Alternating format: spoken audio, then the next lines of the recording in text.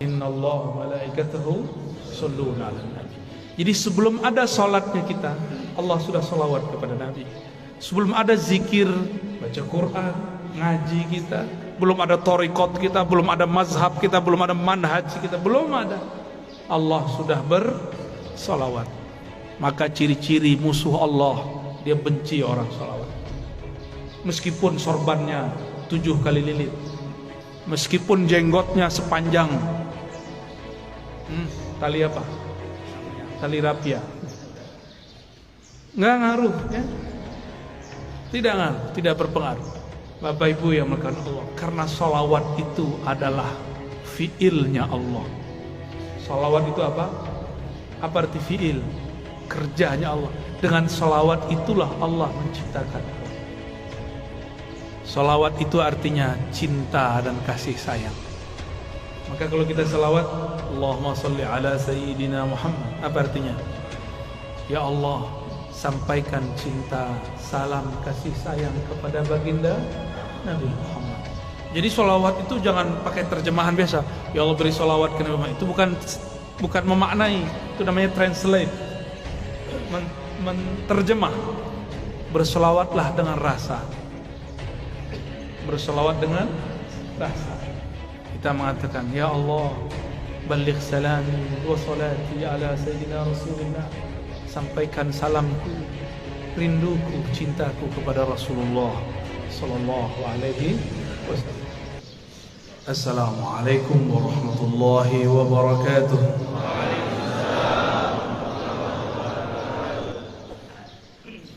Alhamdulillahilladzi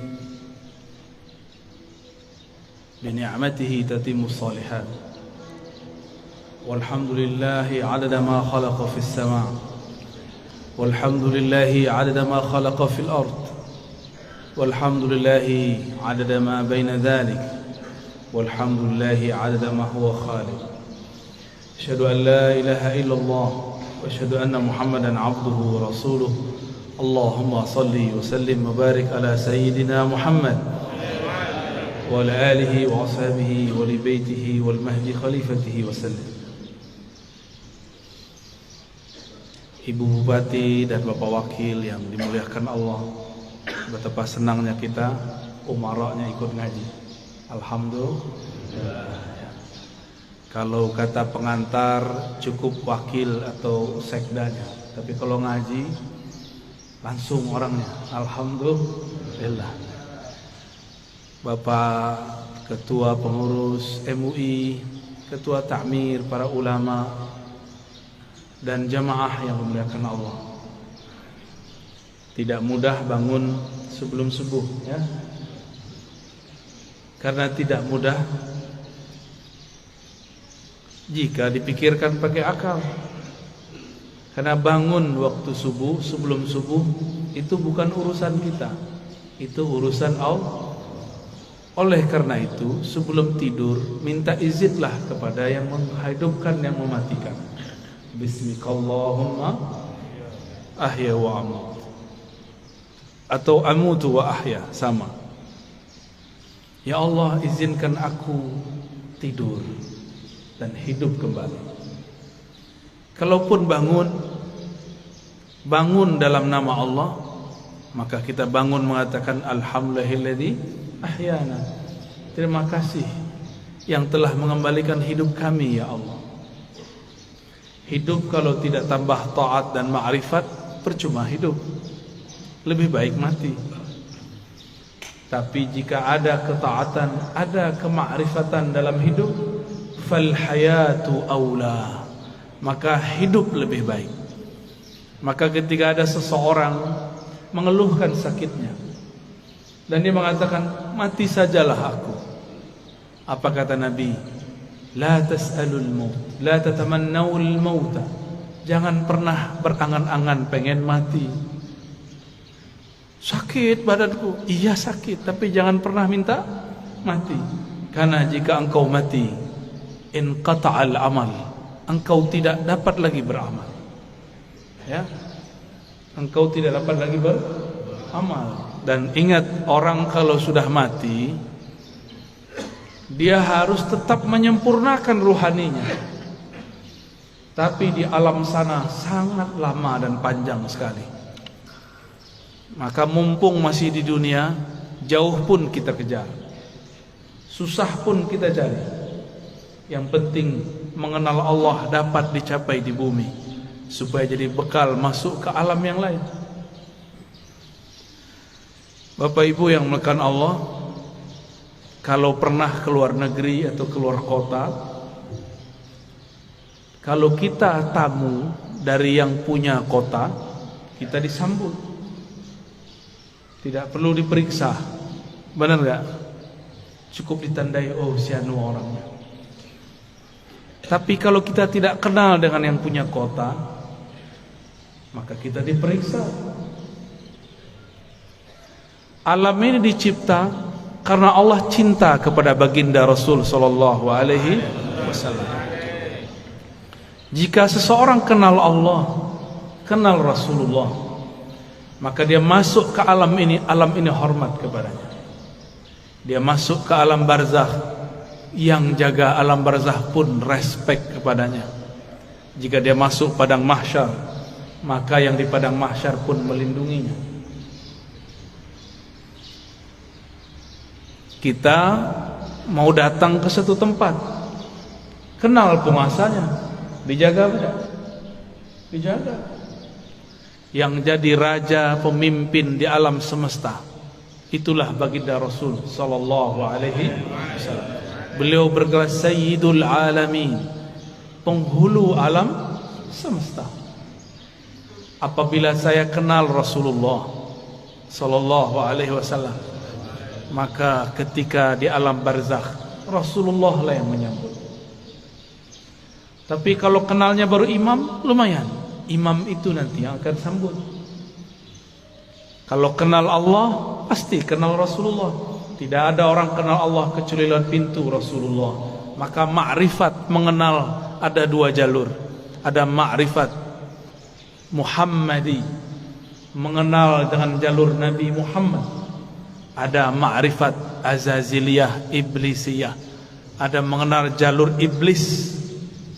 Kenal juga, tapi kenal dengan cara yang tidak benar. Allah Subhanahu wa taala mengatakan, "Qul in kuntum tuhibbunallah fattabi'uni." Katakanlah jika engkau betul cinta kepada Allah, maka ikutilah jalanku. Ikutilah aku. Ikuti Rasulullah sallallahu alaihi wasallam. Maka banyaklah kelompok yang mengaku dialah yang paling ikut Rasulullah sallallahu alaihi wasallam.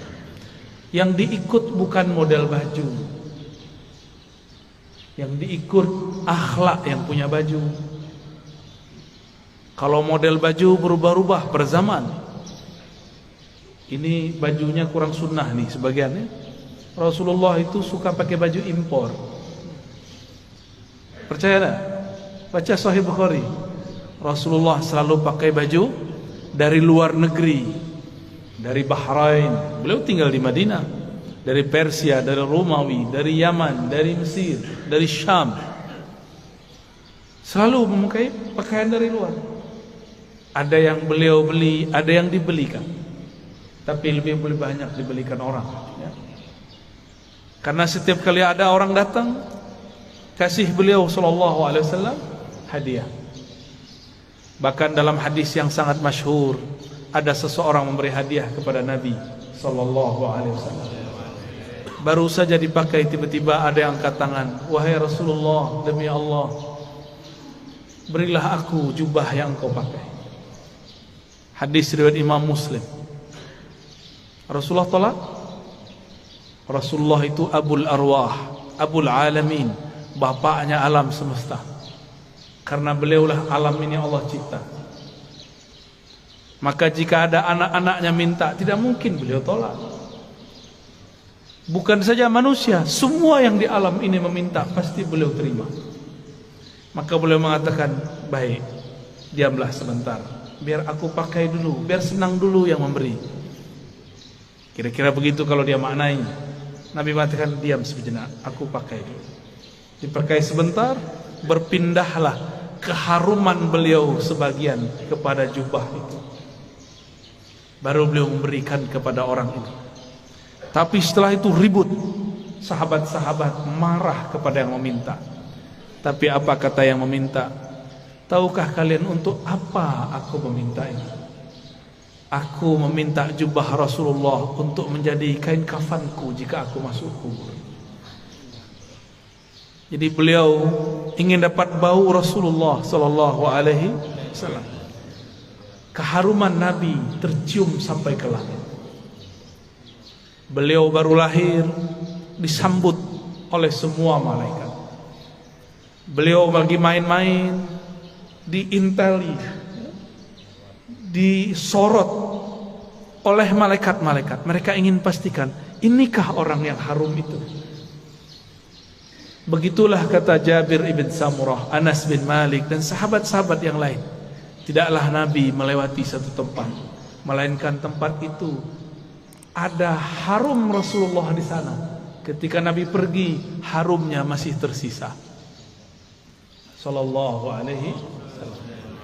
Itulah sebabnya Imam Malik, guru dari imam kita Muhammad bin Idris Asy-Syafi'i, jika beliau masuk kota Madinah, beliau langsung melepaskan sendalnya dan berjalan di bawah, tidak menggunakan kendaraan apapun. Lalu orang-orang bertanya, itu raja-raja masih naik kendaraan, kenapa engkau nyeker jalan kaki? Apa jawaban Imam Malik yang wafat 179 Hijriah? Sudah jauh setelah Rasulullah, tidak bertemu fisik Rasulullah sallallahu alaihi wasallam. Apa kata beliau?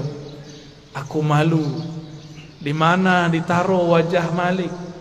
Dia berjalan dengan kakinya yang gagah di atas kendaraannya yang megah, tapi di bawah tanah ada jasad Rasulullah sallallahu alaihi wasallam. Oleh karena itu Allah muliakan Imam Malik bin Anas dengan memandang Rasulullah setiap kali dia tidur. Ma bittu lailan illa wa ra'aitu an-nabiyya sallallahu alaihi wasallam. Tidaklah aku tidur melainkan aku bermimpi memandang Rasul sallallahu alaihi wasallam.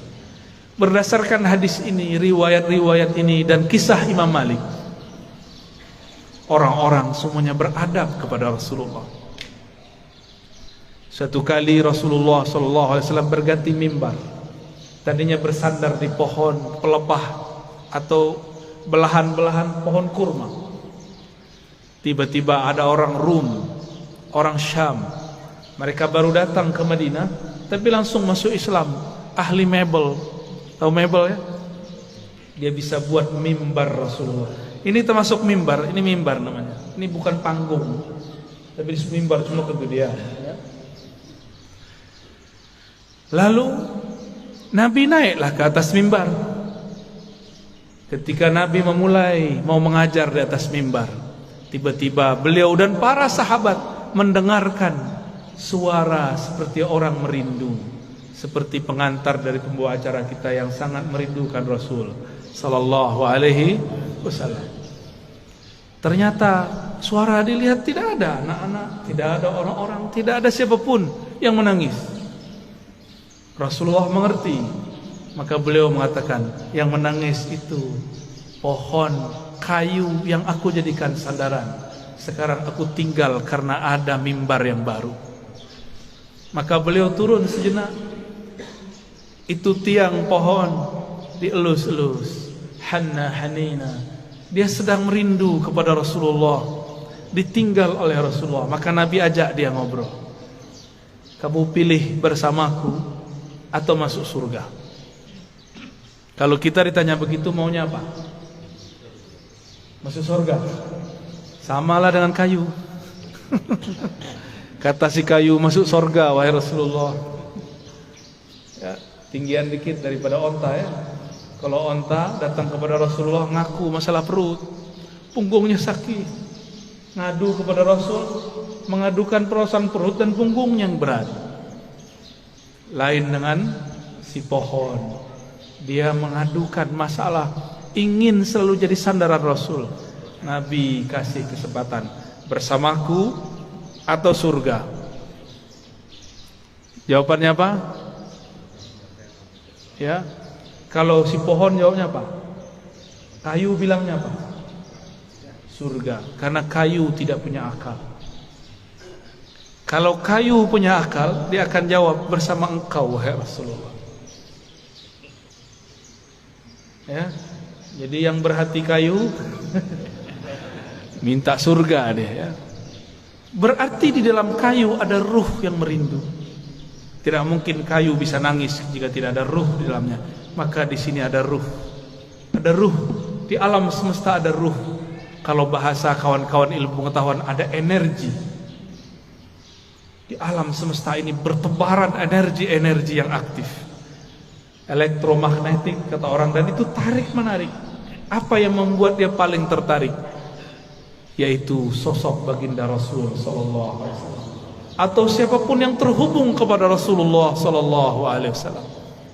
Maka datanglah seseorang kepada baginda Rasul sallallahu alaihi wasallam, minta izin untuk cium tangan dan kakinya. Ada lagi orang datang karena tidak ada Rasulullah sudah dikubur.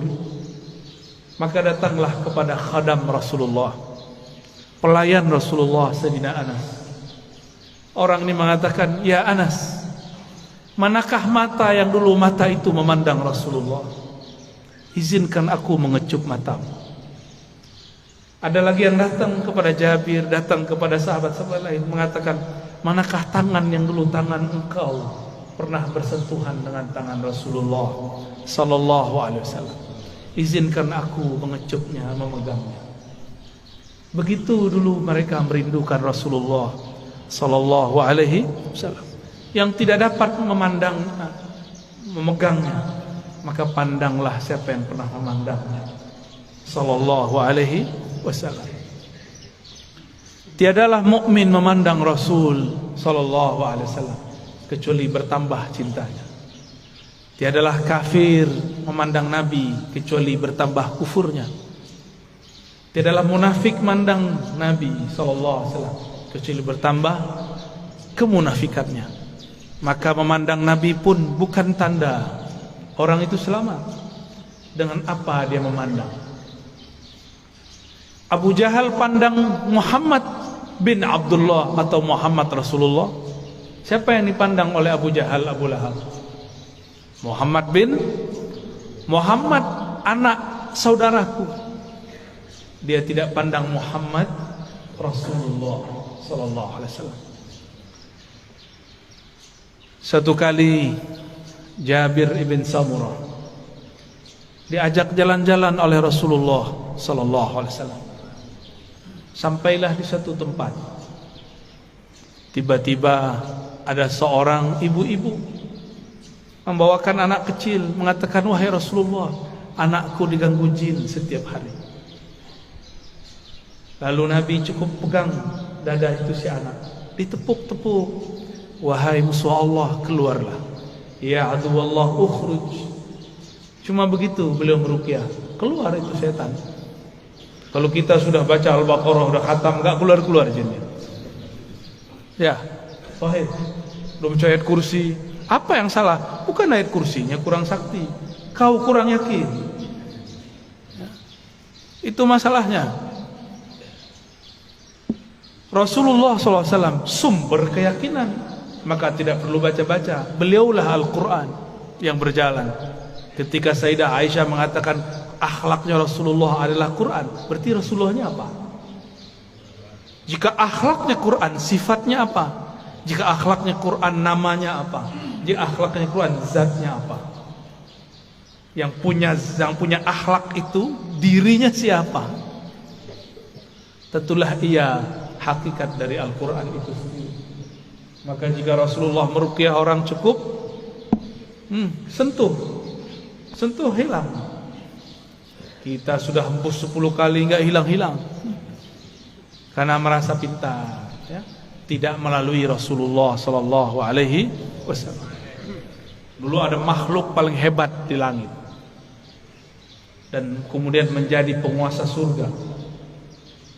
Dia bergelar Harisul Jannah atau Khazinul Jannah, pemegang kunci surga. Sayang tidak pernah solawat kepada Rasulullah sallallahu alaihi wasallam. Bagaimana dia mau solawat? Ternyata kadang-kadang orang itu diuji dengan orang yang paling dia benci. Iblis diuji untuk sholawat kepada makhluk keturunan dari orang yang dia paling benci. Siapa yang paling dia benci? Nabi Adam. Nabi Adam punya keturunan namanya Muhammad bin Adam. Masih ingat kisah Nabi Musa didatangin iblis? Ya. Apa kata si iblis? Musa, aku mau tobat nih. Jadi iblis pernah sadar sebentar ya. Itu sadarnya iblis pertama kali. Mus, mau tobat nih gimana nih?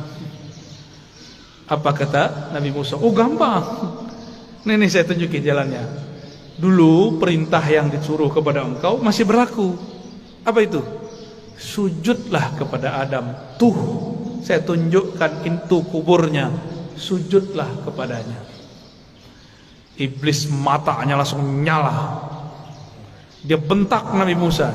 Musa, engkau main-main. Dia hidup pun aku tidak sujud, apalagi sudah bau tanah. Tambah sombongnya. Maka tidaklah setiap hari memandang iblis kepada kekasih Allah, kecuali bertambah kekufurannya. Aba wastakbara wa kana minal kafirin. Enggan, sombong, dan dia selalu kafir. Maka kana di situ bahasa Arab yadullu ala tsubut wal dawam, menunjukkan itu tetap dan selalu begitu. Maka kana tidak berarti selalu past tense, dia telah, tapi dia selalu. Maka jika ada orang yang cuma mengajarkan zikir, hati-hati, pasti sesat. Pasti sesat. Zikir itu panas. Dalam zikir itu ada energi ilahiyah. Ada nur tapi hard. Itulah sebabnya zikir itu bisa menetralkan banyak hal. Bismillahilladzi la yadurru ma'asmihi syai'un fil ardi wala fis sama'i was-sami'ul 'alim. Dengan nama Allah. Ini enggak usah datang ke dukun ya, amalkan ini. Mau diserang-serang dalam politik ya. Kali Bu Bupati, Pak Wakil diserang orang, amalkan ini pagi sore, satu napas. Bismillahilladzi la yadurru ma'asmihi syai'un fil ardi wala fis sama' wa huwas sami'ul 'alim. Ini langsung turun dari langit. Ini lafaz ini langsung turun dari langit. Diajarkan Rasulullah SAW kepada sahabat. Diriwayatkan oleh Imam Abu Dawud dengan nama Allah. Bismillah. Allazi, yang mana la yadurru ma'asmihi, tidak ada yang akan merusak, mengganggu siapa yang bersama namanya. Ini maksudnya apa? Gak ada yang ganggu, baik dari langit ataupun dari bumi. Namanya Allah. Allah titipkan semuanya ke dalam qalbu Rasulullah sallallahu alaihi wasallam. Maka orang yang datang kepada Allah lewat pancaran kolbu Rasulullah, dia langsung diterima. Kalau saya masuk kantor Bu Bupati, bawa surat sakti dari Bu Bupati, diterima nggak? Diterima. Tadi kalau bawa proposal nggak ada janjian, ditolak nggak? Ditolak. Biasanya kalau pegawai itu ada kartu ya, kartu pengenal diri. Apa namanya? ID card. ID card. Itu kalau kita kemana-mana pakai ID card. Tertulis di situ statusnya apa. Pasti tempat itu menghormati kita. Yang dipandang bukan kita, ID cardnya. Ya. Siapa yang membawa nama Allah, siapa yang bersama Rasulullah, maka dia akan dihormati di mana saja. Imam Ahmad bin Hanbal dilecehkan oleh Al-Ghujur, ditelanjangi Pak. Itu Imam Ahmad bicara kepada sarungnya, wahai sarungku, tutuplah auratku. Takutlah kepada Allah, engkau mempermalukan aku. Langsung naik itu, diturunin lagi oleh Al-Ghujur, enggak turun-turun. Algojonya takut. Mulai Algojonya takut, Pak. Ayah Buya Hamka mau dirampok oleh penyamun dulu di tengah jalan. Dulu kan belum ada PJR ya, belum ada polisi ngawal kalau Ustadz jalan ya. Dulu ayah dari Buya Hamka namanya Syekh Abdul Karim Amrullah mau dirampok, mau dibunuh oleh penyamun. Terus beliau bilang, tunggu sebentar, saya baca surat Yasin dulu. Yasin. Yasin itu nama siapa? Nama Rasulullah SAW. Terus ada teknik membacanya. Selesai baca Yasin, itu orang sudah sujud-sujud. Maafkan saya lah, bingung beliau. Ternyata ini orang melihat sesuatu ketika Syekh Abdul Karim membaca surat Yasin. Bisa begitu Pak, tapi kalau Bapak yang baca nggak ada yang aneh. Baik. Rasulullah Sallallahu Alaihi Wasallam dielu-elukan namanya baik di langit ataupun di bumi. Coba lihat, Sayyidina Jibril bolak-balik naik langit, tapi setiap kali sampai di langit pertama selalu ditanya, "Man anta?" Ente siapa? Itu Jibril. Jibril langsung bilang, "Saya orang yang bawa risalah Nabi Muhammad." Dibuka langsung. Sebut nama Nabi, buka langsung. Jadi pembuka pintu langit nama Nabi Muhammad sallallahu alaihi wasallam. Maka orang-orang yang hidupnya bermasalah, cobalah mulailah salawat pagi 100, sore 100, malam 100. Di senggang, lagi di motor, lagi di mobil, selawat 100 kali. Jangan kurang selawat setiap hari daripada 500 kali lah. Sembari bekerja, sembari bergerak. Apa susahnya? Kenapa bersosial media tidak susah? Tapi bersosial media dengan Rasulullah susah.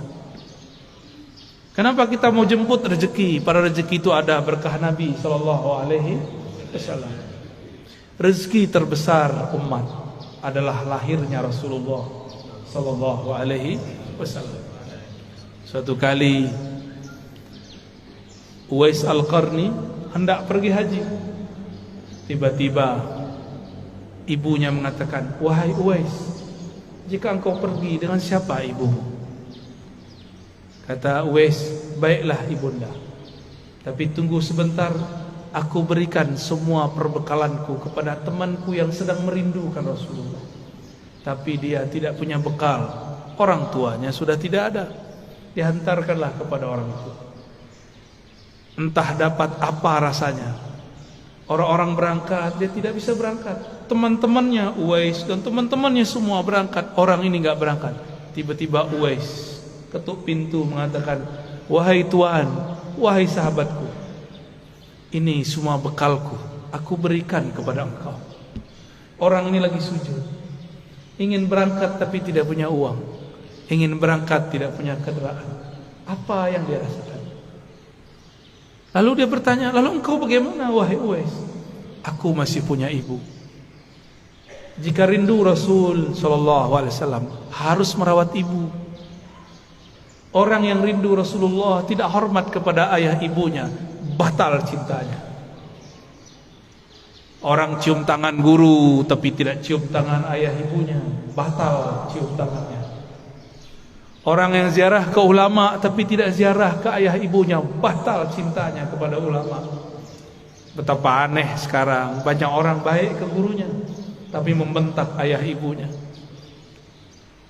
Aneh. Masih punya ibu sebagian besar, ayah nanti pulang cium tangannya ya. Baca sholawat ketika mencium tangannya. Semoga Allah ridha melalui ini. Dan pasti ridha. Ridha Allah itulah kunci dalam tangan ibu. Kenapa disebut ibu dan ayah itu kunci ridha Allah? Ridha Allah fi ridha walidain. Karena merekalah kita ada secara fisik, secara ruhani kita ada karena ruhaniah Rasulullah. Maka Rasulullah Nur Muhammad ruhnya disebut Ahmad, disebut Ummul Arwah, induknya semua ruh. Muhammad, nurnya disebut Abul Arwah, bapaknya semua ruh. Ini cuma istilah, bahwa segala satu bersumber darinya. Inilah yang sering kita katakan ketika Allah menciptakan alam semesta. Apa yang Allah lakukan pada alam? Allah menciptakan alam ini supaya alam ini sempurna dengan menyembahnya. Allah tetap sempurna tanpa disembah alam. Allah ciptakan alam supaya alam itu sempurna dengan menyembahnya. Disebut dalam Quran liya'budun, untuk menyembahku. Siapakah yang paling sempurna menyembah Allah? Rasulullah SAW. Siapakah yang paling kenal Allah? Rasulullah SAW. Maka yang dimaksud dalam ayat ini, tidaklah aku ciptakan jin dan manusia illa liya'budun, kecuali untuk menyembahku sebenar-benar menyembah, mengenalku benar-benar mengenal. Itulah sosok Rasulullah sallallahu alaihi wasallam. Jadi ayat ini berbicara tentang Rasulullah sallallahu alaihi wasallam. Jadi jika ada orang mengatakan tidak usah buat maulid, tidak usah buat zikir-zikir, gak usah buat zikir jamaah, gak usah buat manaqib, tugas kita ibadah, ya itu ibadah. Dan ibadah yang paling tinggi adalah as-salawat ala nabi sallallahu alaihi wasallam. Ini saya ulang-ulang ya, supaya masuk ke alam sadar kita dan alam bawah sadar kita. Allah sholat nggak? Allah sholat nggak? Allah tadi sholat subuh nggak? Nggak. Saya ulang yang kenceng dong. Allah sholat nggak? Allah haji nggak? Allah puasa nggak? Allah sedekah nggak? Tapi Allah bersalat. Innallaha malaikatahu yusholluna 'alan nabi. Jadi sebelum ada salatnya kita, Allah sudah salawat kepada Nabi. Sebelum ada zikir, baca Quran, ngaji kita, belum ada thariqat kita, belum ada mazhab kita, belum ada manhaj kita, belum ada, Allah sudah bersalawat. Maka ciri-ciri musuh Allah, dia benci orang salawat. Meskipun sorbannya 7 kali lilit, meskipun jenggotnya sepanjang tali apa? Tali rapia. Bapak kayaknya kesal banget orang itu ya. Korban sepertinya ini ya. Nggak ngaruh ya. Tidak ngaruh, tidak berpengaruh. Bapak Ibu yang melakukan Allah, karena salawat itu adalah fiilnya Allah. Salawat itu apa? Apa arti fiil? Kerjanya Allah. Dengan salawat itulah Allah menciptakan alam. Salawat itu artinya cinta dan kasih sayang. Maka kalau kita salawat, Allahumma salli ala sayyidina Muhammad, apa artinya? Ya Allah, sampaikan cinta, salam, kasih sayang kepada baginda Nabi Muhammad. Jadi salawat itu jangan pakai terjemahan biasa. Ya Allah beri salawat ke Nabi Muhammad. Itu bukan memaknai, itu namanya translate, menterjemah. Berselawatlah dengan rasa. Berselawat dengan rasa. Kita mengatakan, ya Allah, baligh salami wa salati ala sayyidina Rasulillah. Sampaikan salamku, rinduku, cintaku kepada Rasulullah sallallahu alaihi wasallam.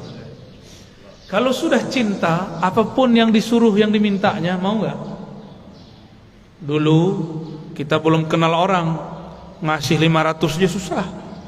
Sekarang sudah jadi pasangan, mau dia minta 5M, kalau ada kita kasih. Kalau nggak ada, salawat ya.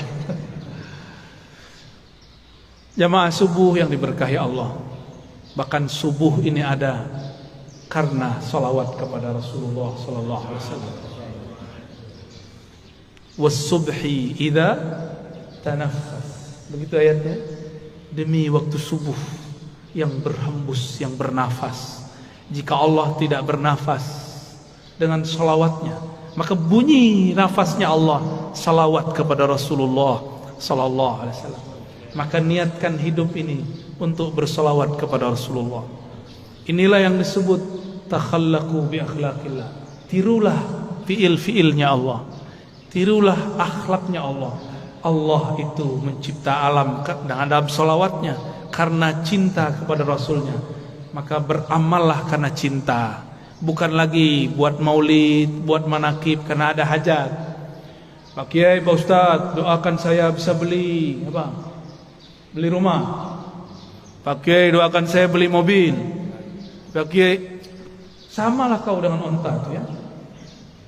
Onta datang ke Nabi, ya Rasulullah, perutku lapar, tugasku banyak, tuanku nggak tahu diri. Onta datang nangis, yang dikadukannya bukan ya Allah Rasulullah izinkan aku bersamamu, nggak ada dia ngomong begitu. Onta, paham onta? Si kayu ngomong, aku ingin di surga aja. Tapi beda dengan Abu Bakar, beda dengan Umar, beda dengan Utsman, beda dengan Ali. Mereka ingin jadi pintu-pintunya Rasul. Maka ujung dari pintunya Rasulullah, pintu terdekat Sayyidina Ali. Apa kata beliau? Aku kota ilmu, Ali lah pintunya. Maka tiada satu mazhab, satu manhaj, satu aliran, satu pemikiran yang sahih kecuali sanadnya bersambung kepada Sayyidina Ali. Tapi syaitan tidak tinggal diam. Dia buatlah, dia campur adukkanlah cinta kepada Ali dengan benci kepada sahabat. Namanya kelompok Rafidah, kelompok yang membenci sahabat Rasul sallallahu alaihi wasallam. Ya, kita cinta Sayyidina Ali, cinta juga sahabat Rasul. Ini perbedaan kita dengan Syiah Rafidah. Mari berguru kepada orang bersanad, nanti bersambung kepada Sayyidina Ali. Lebih kurang itu pengantar rindu yang dapat saya sampaikan. Ya, di sela-sela rihlah. Rihlah artinya perjalanan. Dulu Rasulullah buat rihlah. Insyaallah kalau lain kesempatan kita teruskan. Ada tanya jawab?